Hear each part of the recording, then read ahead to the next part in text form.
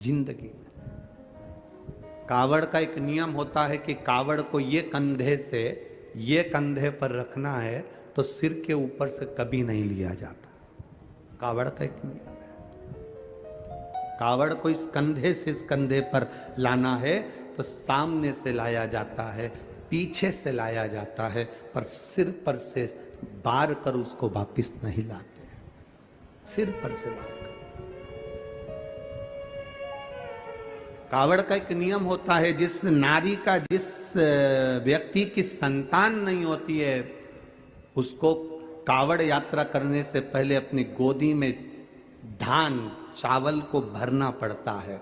गोदी में उसको जब तक महादेव के दरवाजे तक नहीं चली जाती जब तक उसकी गोदी में वो धान चलते चलते उसकी झोली में वो हिलता रहता है। कावड़ का जल उसके कंधे पर रहता है और जब वो कावड़ जिसकी औलाद नहीं संतान नहीं, जब वो कावड़ का जल महादेव को चढ़ाती है तो पहले जल समर्पित करने के बाद फिर चावल के दाने बाबा के उस शिवलिंग पर समर्पित करती है कि बाबा मेरी गोदी में तू यहाँ तक लेकर आया है, ये गोदी खाली मत छोड़ना, मेरी गोदी भर देना, भले 25 साल हो गए। कावड़ यात्रा का नियम है, सिर पे से बार कर वापिस नहीं आती, सम्मुख से कावड़ निकल जाती। लंकाधिपति रावण को सुध पड़ी जब तुमरुका जी ने कहा जाओ लंकेश, अगर तुम चाहते हो कि शंकर के शरीर में गंध पहुंची है उस विष की गंध को समाप्त करना है तो तुम जाकर महादेव को जल अर्पित करो सावन के महीने में। उसी को हमारे यहां कावड़ कहा गया। अब विश्वास गर्ल्स ट्रिप तेरे डार्क स्पॉट्स गए? देख, पहले ऑर्गेनिक हल्दी ली, आयुर्वेदिक स्वरस, भरोसा दृढ़ता शिव के प्रति जागृत कर कर चलते हैं। जब शंकर के प्रति जब हमारी जागरूकता होती है, शिव के प्रति जब हमारा एक विश्वास दृढ़ होकर हम चलते हैं तो शिव हमें क्यों ना मिलेगा, क्यों ना मिलेगा। महाराज हम तो बाबा के भरोसे, मैं शंकर भगवान का श्रृंगार कर रही हूं। त्रिजटा से देवाधिदेव महादेव बाल्य अवस्था का रूप धरकर पूछ लिए इस शिव की आराधना से मिलता क्या है। त्रिजटा कहती है पता नहीं क्या मिलता है, पर मेरे पिताजी ने कहा सब कुछ इन्हीं से मिलता है, सब कुछ इन्हीं से मिलता है। हाँ, कुछ चाहिए तेरे को? नहीं, मुझे तो केवल एक कहानी सुनना है। जब भी शंकर जी मिलेंगे ना तो उनसे कहानी सुनूंगी। अब छोटी सी बच्ची त्रिजटा, क्या कहानी सुनना है?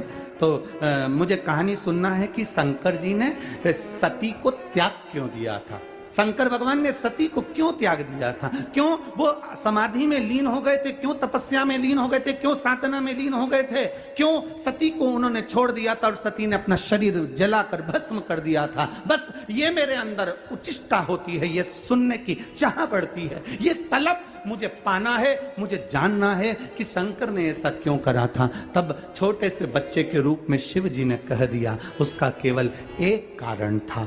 वो कारण सीता की रूप धरकर सती सीता का रूप रखकर राम जी की परीक्षा लेने चली गई थी, इसलिए सती का त्याग कर दिया था।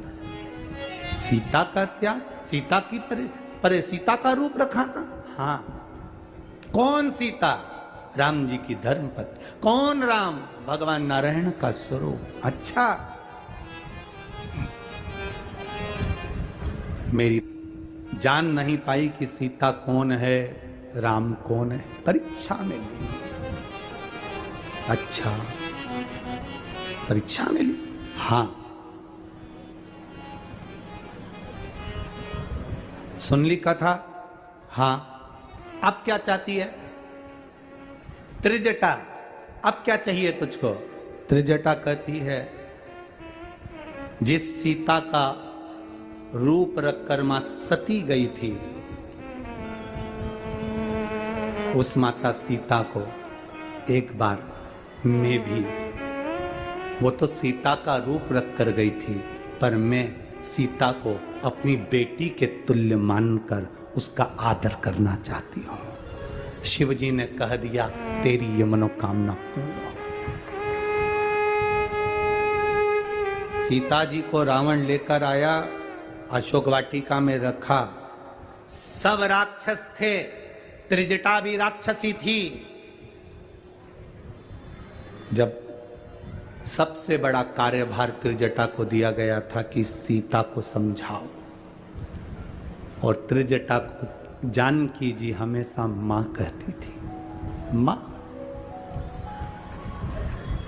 त्रिजटा को जानकी जी हमेशा मां कहती थी। त्रिजटा की भाग्य की सराहना क्या करी जाए, जो त्रिजटा को शंकर भगवान बाल्य अवस्था में बालक का रूप रखकर दर्शन दिए थे, वो त्रिजटा एक दिन पहले सीता जी से कहती है, मुझे सपना आया था और सपना में मैंने देखा कि एक बानर आया, उसने पूरी लंका में आग लगा दी और उसने तुमको कुछ गिफ्ट दिया। ये त्रिजटा कह रही है, मेरे सपने में एक बानर दिखा था। ये आप लोग कथा में सुने होंगे, मुझे बानर दिखा था। आखिर त्रिजटा को ऐसा सपना कैसे आ सकता है? उसका कारण केवल एक है, सपने में बानर नहीं। बानर कौन था? हनुमान। हनुमान कौन था? शंकर। शंकर का एक स्वरूप। त्रिजटा साक्षी विनायक के मंदिर में विराजमान है।